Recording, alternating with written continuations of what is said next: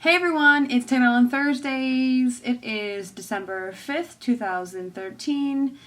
And this week, I guess, I was struggling with the topic, okay? And I'm going to talk about relationships and fighting and all that stuff because that's just been surrounding me in my life, other people's lives. I feel like I've been giving some life counseling to other people I know, and I don't think that we've figured it out. I know I haven't. I feel like I've been in a lot of different relationships, long-term relationships, and I just can't seem to get it right. And I don't know if anyone else feels that way. I don't know. When it comes down to certain things, you don't want to be the one to blame, but then, you love this person, so you don't want to blame them, or you don't love them, or maybe you feel trapped. I don't know. My scenario is not that. I feel like it's so hard. It's just so hard. Relationships are so hard, and I don't know what to do. And I am very stubborn, and I wish I wasn't. I wish I didn't let pride get the best of me. I wish I didn't let my ego. And there's so many underlying things that cause a fight to happen, cause a fight to continue ridiculously, way longer than it should. I was just talking to my boyfriend the other day when we were actually coming down from a fight, right? We were discussing things, and I was telling him how I just can't get over things that quickly, and I don't know, many women can't, or many people just can't do that. They can't get over things that quickly. I know that if a fight occurs, I need to have some type of solution or resolution or something. I need a nice ending or something, closure of some sort. I don't know. I'm just not cool with having a fight and just having it linger and left open and stuff. And I know a lot of men out there will say, "Oh, you women will bring so many different subjects from a fight that happened 5 years ago." And I guess I have been guilty of that. I've worked so hard recently. I guess in my late 20s age, when I had a few relationships under my belt, I kind of learned don't bring up the past stuff and don't bring up the old arguments, and once you solve or close a fight, you shouldn't just bring it back up and just use it to your advantage when a fight comes up later. So I've been working really hard not to do that. But that's a common thing with women, I guess. But I've had guys do that to me, so I don't want to hear it. I don't know. I don't know. I feel like I'm not sensitive enough. But I get so mad, and I'm just like, no. I get so harsh and aggressive, I just don't know how to address it. I know there are other people out there who have this issue. Co-workers tell me about their relationships, and my one coworker, he's actually at the beginning stage of a relationship, so he's all in that puppy love stage, which is amazing. I'm really happy because we were just talking about how he didn't believe in love, and he just believes in and really like. So I think that that's really sweet. He's actually found someone that he really likes, really likes. And I tease him. I keep telling him, that's what happens when you fall in love, man. But he was telling me today, he goes, you've reached the 6-month stage. This is where things get a little rough. Things are a little bumpy. Then you'll plateau, hopefully, right? And I'm on the positive end here. I don't know.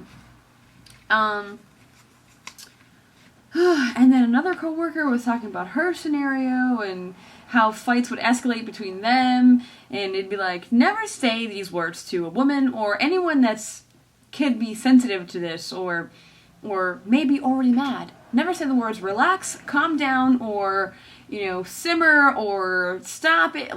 Just anything that has to do with calm down or relax is just a surefire way to just escalate the fight and just reach ridiculous amounts of freaking out.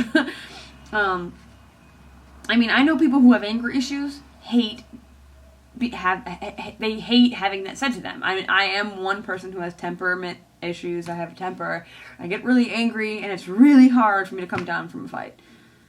And my boyfriend, I don't want to, put all our info out there, but some people, and he's in this category, they get over fights really quickly. They'll just blow up, and then the next 15, 20 minutes, maybe a half hour from that, beginning of the fight, they'll just be over it.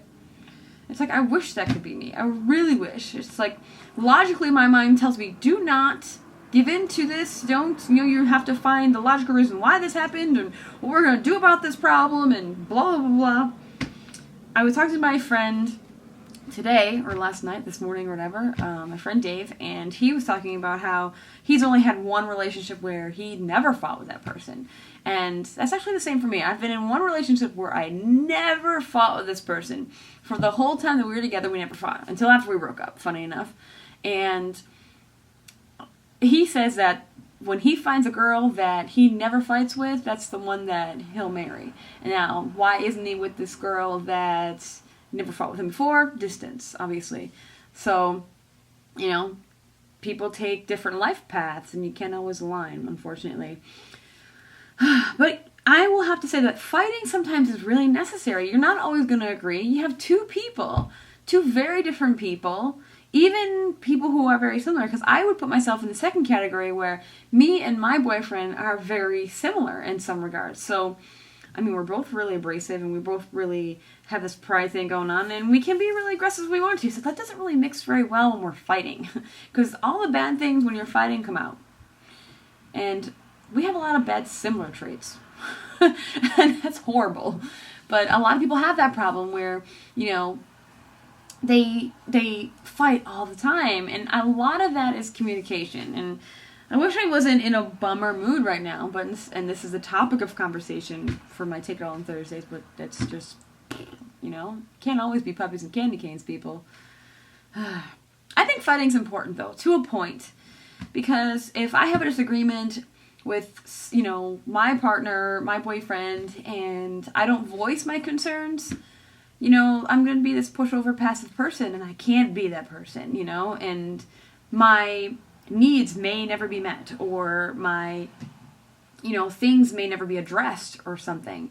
So I think fighting sometimes, is important. It's how you fight and how you argue that is really, the pivotal point of that. Like, how you fight and how you argue is a real big issue, because some people are just respectful, name-calling, condescending, and I've been guilty of these things. So, because when you're mad, you say things you don't mean. When you're mad, you just, maybe you swear, maybe you're disrespectful, maybe, when someone's mad, they have no regard for the person that's actually sitting in front of them. This person that they love so much, and they can't check themselves sometimes. And it really sucks how anger, that emotion, can get the best of people, and it really, really sucks. And I just wish that I didn't have anger issues. I wish I could be the best Amber all the time, 24/7. I wish I could be it, but unfortunately it doesn't work that way. So, fighting sucks. Fighting, with your partner really, really sucks. And if you are having an argument or fight with your loved one, I hope you find a solution soon, and you are back to your love bubbles. That's what I call it, the love bubbles. I love the love bubbles. So that's it for Take It On Thursday. Sorry it was a downer, but yep, that's it for December 5th, 2013, and I'll see you guys next week.